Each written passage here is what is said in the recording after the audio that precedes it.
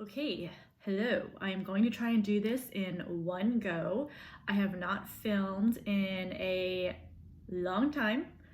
Okay, when I say long time, I mean like since quarter 4. And I'm notoriously really bad about starting over. I am trying not to do that this year. I'm just going to do all of my videos in one take, and if there are issues or I say weird things or my dogs start barking or whatever, I'm not gonna worry about it because I don't have time for that. So here you go. Hello. I just spent 45 seconds talking about nothing so far. So hi, if you're watching, you are now in my English class, whether that's sophomore English or AP Junior English. I am, if you don't know already, Mrs. Manuel. I'm your English teacher for the year, and this is just a quick video to introduce myself for the, 20 of you who will end up watching this all the way through. I'm going to go ahead and put a little PowerPoint slide up.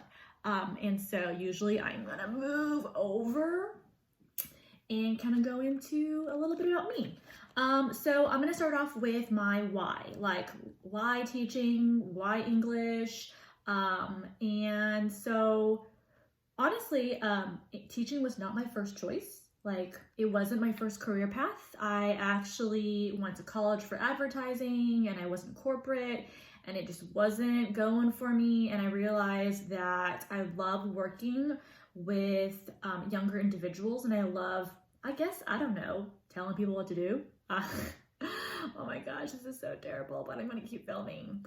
But I decided to do some observations at a high school classroom, and I was like, you know what? I don't hate this. And I really liked that there was just so much going on every single day. It was something different. I wasn't in a little cubicle, and so I decided to go back to school and get my master's in education, and then I chose English because honestly I can't do anything else. That sounds terrible, but I'm not a math or science person whatsoever. Please don't ask me to do any math or science.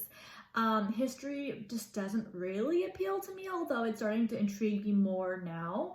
And just I do love reading. I'm not honestly the best English student or person, I'm gonna be perfectly frank, but I do love reading and I enjoy it, and I really like teaching it after a while. So next slide, I'm gonna be clicking, so click through. So more about me, I mentioned earlier that I majored originally in advertising. I graduated from UT Austin, so hook 'em. My dad went to UT Austin, my brother went to UT Austin, so it's kind of one of those like family things that I was expected to. Just kidding, no, I wanted to go. I love UT, it's great. I did get my master's elsewhere at Houston Baptist University, so I've done a little bit of public school and a little bit of private school on the college level, and I got my master's in education. Things I love, it's pretty limited, I suppose. My husband, Joseph, don't call him Mr. Manuel, that's weird. Just Joseph is fine if you ever talk about him. Cooper and Penny, my 2 golden doodles, you will hear them a lot if we're doing more online teaching.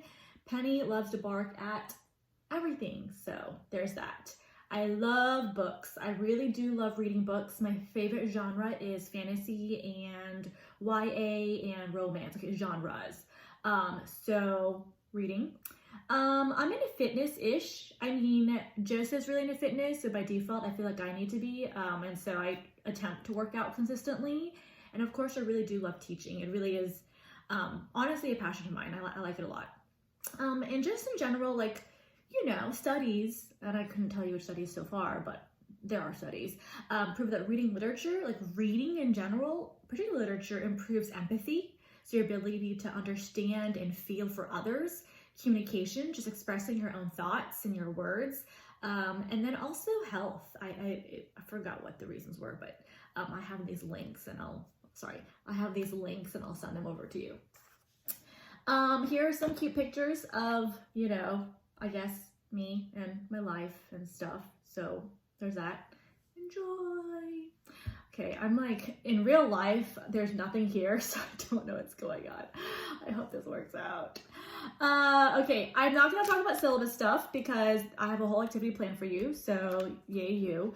And just in general, what you can expect in my class. Sorry, I'm looking at my PowerPoint as well.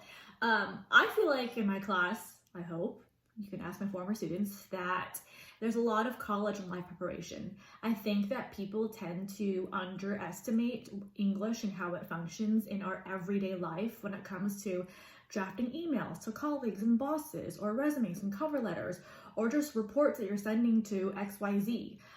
The idea of reading and writing and communicating, being able to like eloquently and articulate, sorry, ironic there, eloquently articulate, you know, what you want to say in the way you want to say it. You know, maybe you're angry and you want someone to know that you're angry, then you communicate that. Or maybe you're super, you know, impressed and proud of someone, you want to communicate that. That's important. But also being able to read between the lines. Maybe you don't realize that your friend's text message is actually them really mad at you because you didn't understand tone. Like, that's real life stuff. That's English. So you can expect something different every day if I saw you every day, but also I think in general in class, I try to change it up a lot just because it gives you variety and makes things interesting. And I know that not everyone learns the same way. I will be like as transparent and as honest as I can. Letting you know when I don't know what's going on, letting you know when things aren't working or when things are working. I will try to be as exciting as possible. I can't guarantee it because not everything in English is exciting, let's be real. And so yeah, you can expect a pretty wild ride this year. We'll see how it goes. This video is getting so long. I don't know who's gonna watch 6+ minutes of me talking, but we'll see. If you're watching, can you like tell me, like, I don't know, like comment or email me or do something that says that you've gotten to fully 6 minutes and 50+ seconds? That'd be cool. Thanks. Okay, so things to keep me happy. I don't know why I have this slide, but I'll just keep it anyways. This is from last year. Follow directions. I try to have them everywhere, just directions all over the place, you know, on Microsoft Teams, on Classroom OneNote, on topics, email me, just follow the directions. My rule of thumb, like if I've already given directions, maybe ask 3 friends before you ask me. I mean, I'm not gonna lie, it does get a little bit annoying when someone emails me like, Miss Manuel, XYZ, and I was like, oh my gosh, I said it everywhere all the time. So something. Please give me your time in class. I feel like that's pretty simple, you know.